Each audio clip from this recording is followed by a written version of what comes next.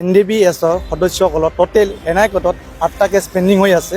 যিহেতু NDBSৰ লগত চৰকাৰৰ চুক্তি হৈ গৈছে, সেই হৈ যোৱাৰ পিছতো এই NDBS সদস্যৰ ল'ৰাবিলাকক চৰকাৰৰ ফালৰ পৰা এতিয়ালৈকে কোনো ধৰণৰ সহায় কৰা নাই আৰু পলিটিকেলি কোনো অহা নাই, যিহেতু মই তেওঁলোকৰ কেছটো কৰি আছোঁ।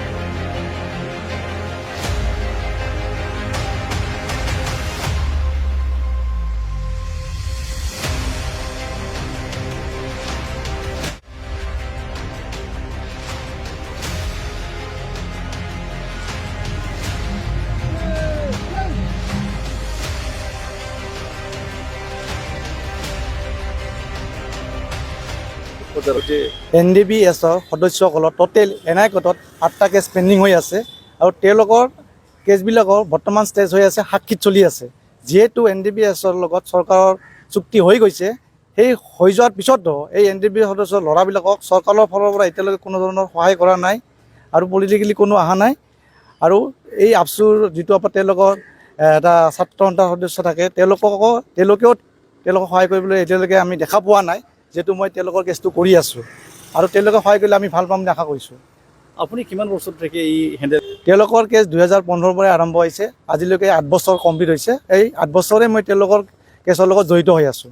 এজ এ এডভকেট হিচাপে তেওঁলোকৰ কেছৰ লগত মই জড়িত হৈ আছোঁ। মই এইটোৱে ক'ব বিচাৰিছোঁ, NDBSৰ সদস্যসকল যিবিলাক ছিনিয়ৰ, তেওঁলোকেহে বাহিৰত আছে।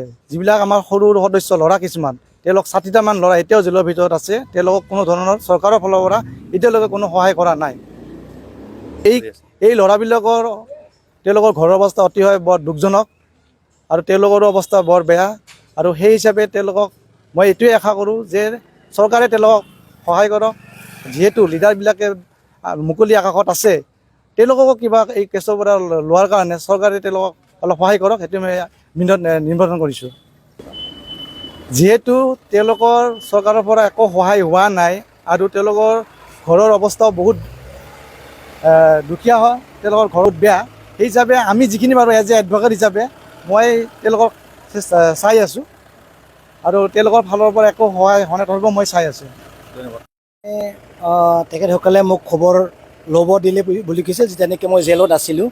তেখেতসকলে কৈছে যে আমাৰ কেছটো অলপ খবৰ ল'ব, যিবিলাকে NI কোৰ্টৰ উকিল এডভকেট তেখেতসকলক মানে লগ ধৰি পেলাই সোধক বা কি পৰ্যায়ত আছে, প্ৰচিড কি হৈ আছে, প্ৰগ্ৰেছ কি হৈ আছে, এইবিলাকৰ বিষয়ে আলোচনা কৰিবলৈ মোক তেখেতসকলে জেলতে মোক নিৰ্দেশ দিছিল। আৰু এই মৰ্মে মই কণ কলিতা ছাৰক লগ ধৰিব আহিলোঁ যে আমাৰ NDBবিলাকৰ কেছ কি হৈ আছে। তেখেতসকলে এতিয়া কৈছে যে নিশ্চয় ক'ব বিচাৰিছে, নিশ্চয় যদি গভমেণ্টে যদি BTC গভমেণ্টে যদি গ্ৰীণ ছিগনেল দিয়ে বা চৰকাৰৰ লগত কথা পাতে, নিশ্চয় পজিটিভ আহিব। তেখেতলোকে কৰি আছে, কিন্তু তেওঁ কৈছে যে নিশ্চয় চৰকাৰৰ পৰা নিশ্চয় পজিটিভ কিবা এটা আহিব লাগিব কাউন্সিলৰ পৰা, যিহেতু আমাৰ BTR চুক্তি হৈছে আৰু ৰিফাৰেঞ্চটো নিশ্চয় BTR চুক্তিয়ে আমাৰ ৰিফাৰেঞ্চ, নিশ্চয় এইটো কাম হ'ব বুলি মই আশা কৰোঁ। মই সঁচাকৈ গণ্ডা বসুমতাৰীৰ আৰু বুলেট বসুমতাৰীক লগ পাইছিলোঁ জেলত। তেখেতসকলে কৈছে যে গোটেই কথাটো মোক মানে এক্সপ্লেইন কৰিছে, কি হৈছে কি হোৱা নাই। তাৰমানে গোটেই কথাটো মই গম পালোঁ যে কেছ কি হৈছে কি হোৱা নাই আৰু ফাৰ্ডিক হৈ আছে আৰু মানে কথা পাতিও আছে বুলি কৈছে, কিন্তু ফাৰ্ডিকহে হৈ আছে। এইবিলাকতো মই মানে জানিবলৈ গম পালোঁ। এতিয়া তেখেতসকলে কোৱা মতে মই চাবলৈ আহিলোঁ, মানে অলপ জাজ কৰক আৰু অলপ সহায় কৰক, বুজিবলৈ চেষ্টা কৰক আমাৰ কেছবিলাক কি হৈছে। এই মৰ্মে মই মানে ইয়াতে আহিব লগা হৈছে। এইটোতো আৰু কি ক'ম, শান্তি চুক্তি হোৱাৰ পিছতো যিহেতু এতিয়া NDB গোটেই মানে কেডাৰবিলাকে ৰঞ্জন ডিমাৰীৰ লগত এতিয়া আছে, এইটোতো মানে ক'বলৈ দুখ লাগে। এইটো হ'ব নালাগিছিল। নিশ্চয় কিবা এটা ইণ্টাৰনেলি কিবা এটা মানে নিগুৰ তত্ত্ব থাকিব পাৰে, এইটোতো আৰু আমি কেনেকৈ গম পাম। কিন্তু এইটোৱে জানো আমি যে শান্তি চুক্তি হোৱাৰ পিছত তেখেতলোকে বাহিৰত আহিব লাগিছিল বুলি আমি গম পাওঁ আৰু জানো।